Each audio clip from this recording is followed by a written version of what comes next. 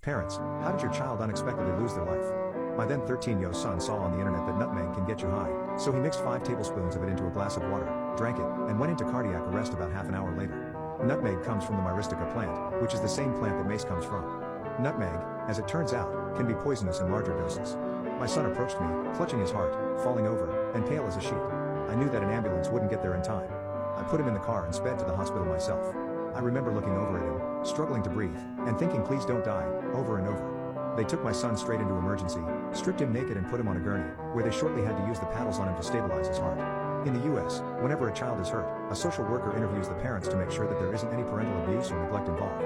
I am standing over my son, unsure of whether he will live or die, when this guy with a clipboard comes in and wants to interview me. I said, "Look, if you can honestly tell me you have ever heard of a nutmeg overdose, or believe there is seriously anything I could have done to predict or prevent this, I promise I'll listen to whatever lecture I'm about to get. Otherwise, I think we're done here."